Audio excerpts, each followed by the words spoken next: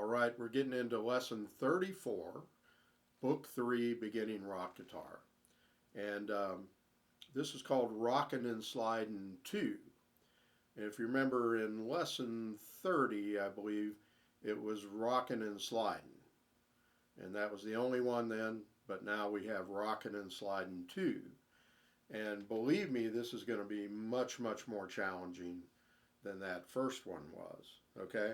So, and more offbeat rhythms, but we'll talk about that in a minute. I'm just going to play through it, and then I'm just going to play through it once too, because this one doesn't work so well when you repeat it, even though I have a repeat sign on it. You could do that though, but I'm not, okay? So it's starting at the 7th fret with just a E major bar chord. Ready, go, and...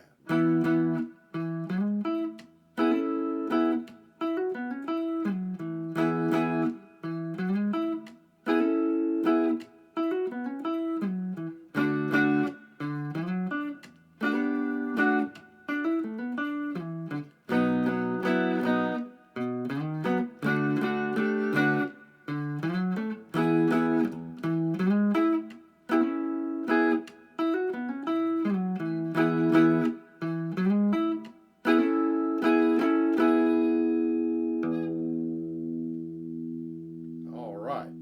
So first of all, let's talk about what we're physically doing. We're doing a E major bar chord, and that's where you bar the third finger on second, third, and fourth strings. It's a normal E 5th string major bar chord shape, and you're hitting it twice. And then let me suggest that you're going to be planting your pick on the 8th rest. You hit 2 8th notes, then you have a rest. And when you have that rest, you're relaxing the chord and you're resting the pick on the 5th string. Rest, and then you're playing the 5th string, and then sliding. It's a grace note slide, a string skip, so it's, and then you rest your pick on the 4th string so that you're ready to do these chords. Now this chord is kind of a hammered chord that the Rolling Stones did a lot. Keith Richards loved these kind of chords, like, you know, like in Brown Sugar and songs like that. And other groups like, well, the Black Crowes were kind of imitating the style of the Rolling Stones, and they did those kind of chords a lot. We did one riff a while back, and right now I can't, you know, because I'm involved in this one, I can't think of the name of it, but it was, we were doing on the A chord.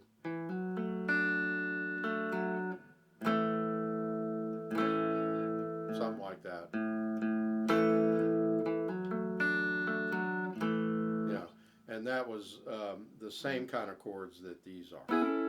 Except what you're doing is you're hammering a grace note hammer, so it's an immediate hammer, and then you're tying into the next measure, into the next 8th note. So it's the first 8th note of the second measure.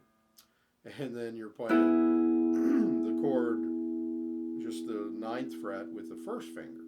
So it's like rest, rest on the 4th string, and then hammer, hold, and then plant your pick on the 3rd string, and you're going to do 2 hammers that are twice as fast. They're in 16th note rhythms, and 3 E and 4 and that's a grace note slide down. So it's a lot of changes, a lot of different things.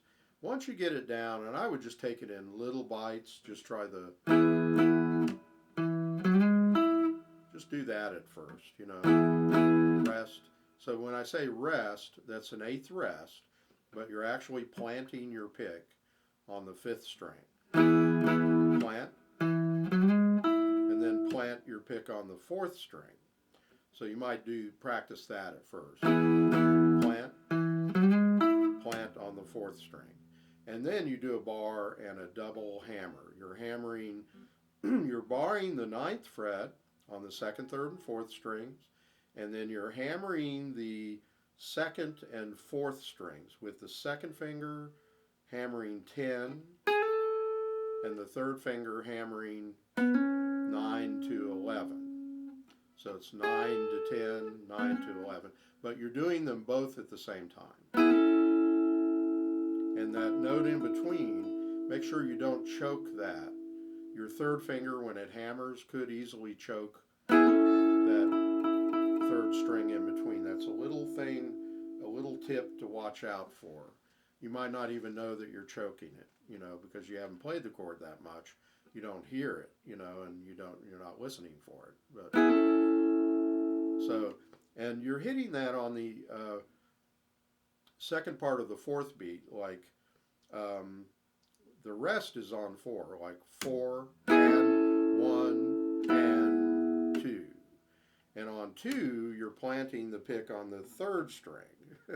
And then you're doing 16ths for 4 notes. And then skipping a string back to the 5th string, doing a grace note slide down like that. So it's like,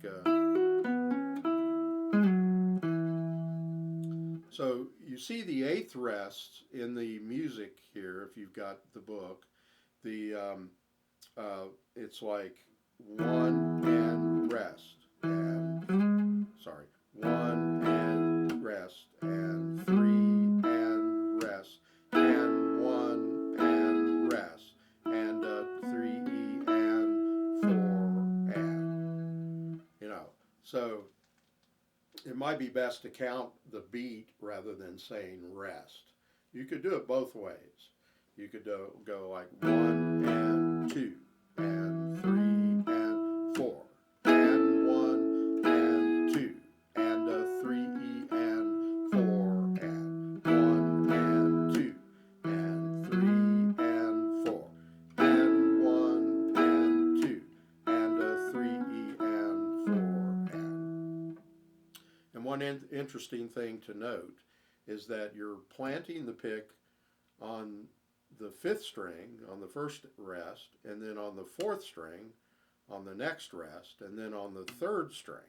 So it's 5th string plant, 4th string plant, 3rd string plant. So it's like 5th string, 4th string, hit the chords, 3rd string, and then you have that lick. Okay, so now after you've done it, you do it 2 frets down on the 5th fret,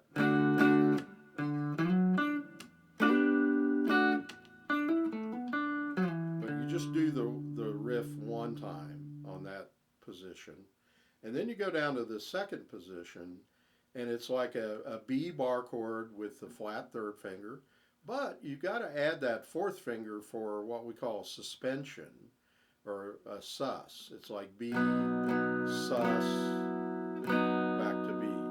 Now you got to be careful with that, because to me this is one of the hardest things to do, because your 3rd finger is pressing pretty hard, and then you got to add that 4th finger, and I just flatten my 4th finger, and I try not to hit the 1st string, because that wouldn't sound good if you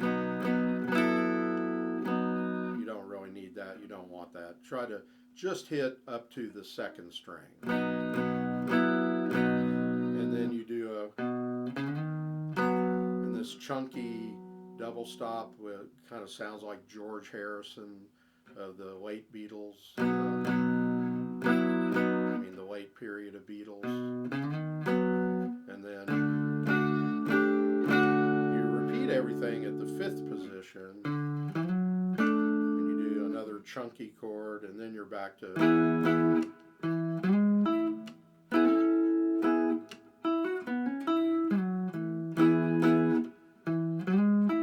then hold that, and you can delay that last note. It's kind of like if you're driving up to a stop sign, you don't go faster, you slow down. So you're going,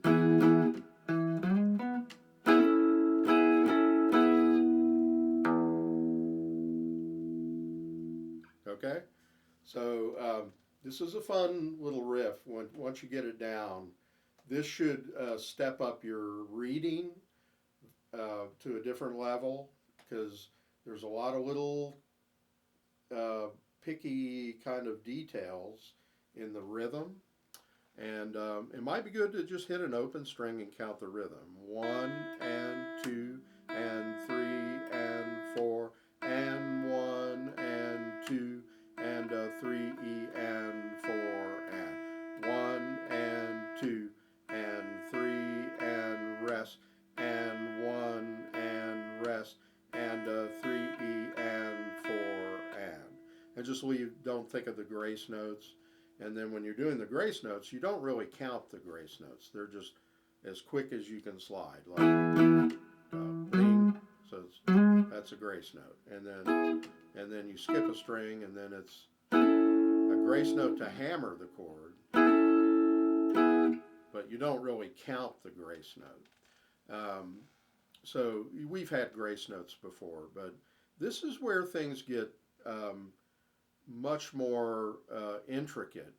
And if like if you're doing a real song, like say by Jimi Hendrix or Aerosmith or Metallica, whatever it is, Van Halen, a lot of these rhythms, and when they're doing it, they're not counting these rhythms. They're making music. They're making up the music, and it might be a riff just like I'm playing here, but um, they don't count everything, because they're the ones that compose the music, and so, but it's up to us to when we transcribe, say a Jimi Hendrix solo or an Eric Clapton thing or an Aerosmith rhythm guitar part. It's up to us to, excuse me, to transcribe it and put it on paper so that we can teach it like I'm doing for you, and also so we can study it and sort of get into, the only reason to learn another guitar player's solo or guitar style is to learn how they think. And it might be different from the way you think. And that's a whole other topic. But we're getting on a higher level of reading and counting. So enjoy this and be careful. Make sure you're doing it right. Make sure you understand the count. If you have questions, you can message me. But I'm also, don't forget to subscribe, like the video if you like this lesson, and look for me on Instagram and Facebook, John Hedger Guitar Studio. And if you do have major questions, as we get into more challenging things, it is kind of hard to convey this just in a video, because I know many of you don't have the book and you can't look at it on paper. So you might want to think about purchasing a book. And enjoy, comment, let me know if you like these kind of lessons. And this riff is my own riff. I don't really usually put copyrighted things in my books, though I do teach copyrighted songs. But, in the books, I'm publishing the books, so I can't just use a Paul McCartney song and put it in there. That's why most guitar books have traditional, uncopyrighted music, or music that's so old that the copyright is expired, like Ara Lee and Banks of the Ohio and Twinkle Twinkle Little Star and stuff like that. But I don't do that kind of thing, So I'm sure you're happy about that. All right, so we'll see you in the next one. I'm rambling. It's late at night. I've had a lot of caffeine today, but maybe that's why I'm rambling. So we'll see you next time, and have fun with this, and we'll see you in the next lesson. All right, cool.